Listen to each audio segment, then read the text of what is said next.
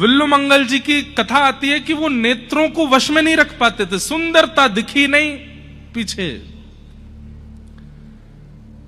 तभी एक सरोवर के तट पर विल्लुमंगल जी बैठे थे और एक अभी नवविवाहित कन्या, नवविवाहित थी, जल भरने आई और उसके रूप माधुरी को देख करके विल्लुमंगल जी इतने मोहित हो गए, कितनी सुंदर है। उसके पीछे पीछे चलने लगे और वो तो घबरा गई बेचारी, दौड़ी अपने घर के लिए, तो विल्लुमंगल जी भी दौड़े।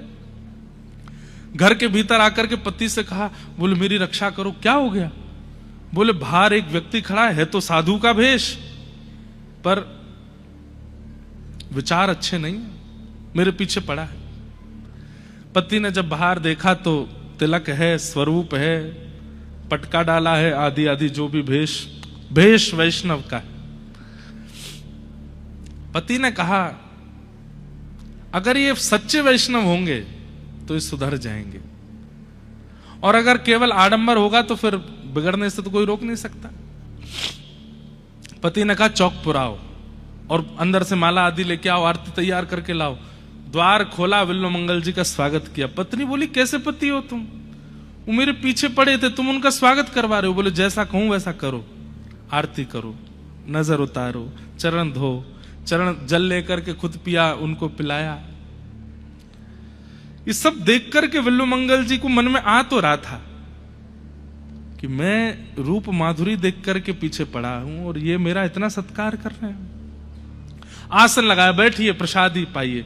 थाल लेकर के आए, प्रसादी बनाने लगे।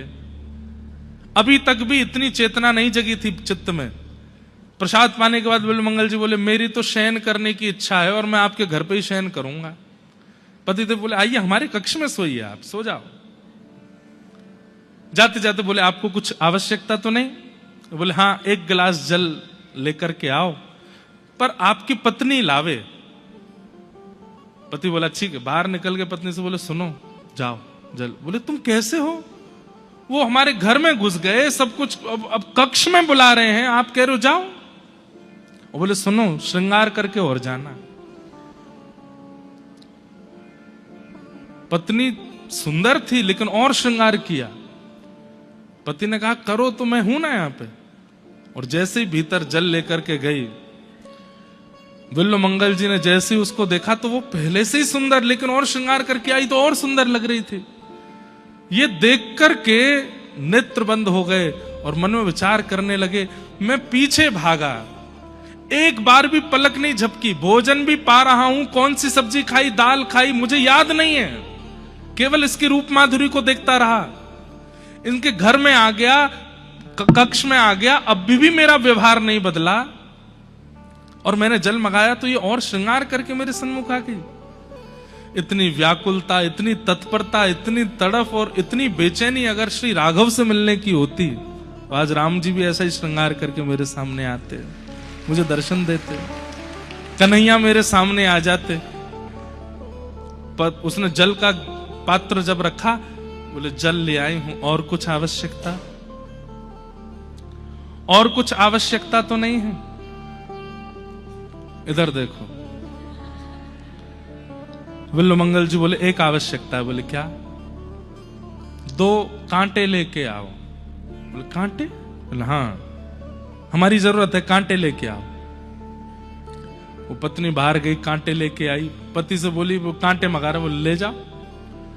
और वो कांटे लेकर के, दोनों कांटे हाथ में लेके अपनी दोनों आंखों को फोड़ लिया। बोले इनके कारण ये विषय मेरे चित्त में आया, अब इनको नहीं रखना है। और उसी दिन से जिन नेत्रों ने उनके चित्त में विषय को प्रकट किया, उन्हीं नेत्रों को नष्ट करके विल्लुमंगल जी विचरण करने लगे। अस्ति स्वस्थ ऋणी कराग्र विगलत कल्प प्रसूनाप्लुतम वस्तु प्रस्तुत वेणुनादल हरि निर्वाण निर्व्याकुलम स्रस्त स्रस्त निबद्धनि विविलसत गोपी सहस्त्राव्रतम हस्तन्यस्तन ताप वर्गम अखिलोदारम किशोराकृति। श्री कृष्ण माधुरी का वर्णन करने वाले पहले आचार्य चरण हुए श्री विल्लुमंगल जी। उन्होंने फिर ठाकुर जी की रूप गाए, ठाकुर जी का श्रृंगार गाया, ठाकुर जी की रूप माधुरी।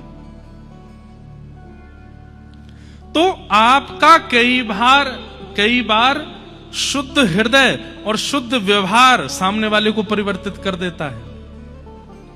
इसलिए ब्राह्मण और आचार्य चरण घर पर आवें, खूब भाव से सत्कार करो। अगर वो उचित होंगे, श्रेष्ठ होंगे तो कृपा हो ही जाएगी। और अगर कहीं वो केवल बाना बन के घूम रहे हैं, केवल लिफाफा के लिए घूम रहे हैं, केवल और किसी भावना से घूम रहे हैं, तो कहीं आपका आचरण और आपका जो विश्वास है वो उनको बदलने पर मजबूर कर देगा कि मैं इस योग्य नहीं हूं जितना ये कर रहे हैं, मुझे अब परिवर्तित होना चाहिए।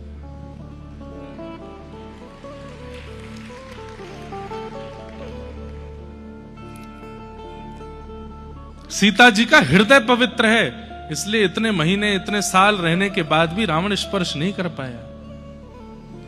वो जब जब सीता जी के सन्मुख जाता है तो विचार करके जाता है, लेकिन जैसे ही सीता जी के सन्मुख जाता है सब भूल जाता है, उसे याद ही नहीं रहता। वो औरों को आज्ञा करता है, ये करो वो करो, खुद स्पर्श भी नहीं कर पाता। क्यों? क्योंकि चित्त पवित्र है। संसार में विषयी जीव बहुत हैं, उनको कई बार डांट के, फटकार के, पीड़ा दे करके समझाने का हमको प्रयास करना चाहिए, पर कभी कभी अपने चित्त को भी शुद्ध कर लीजिए, सामने वाला आपके चित्त के प्रभाव से शुद्ध हो जाएगा। बाकी तो ये कलयुग है बंधुओं, दिन ब दिन राक्षसत्व बढ़ता ही जा रहा है, लेकिन फिर भी हमारी दृष्टि पहचान जाती है कौन योग्य है, उस योग्य का उचित सम्मान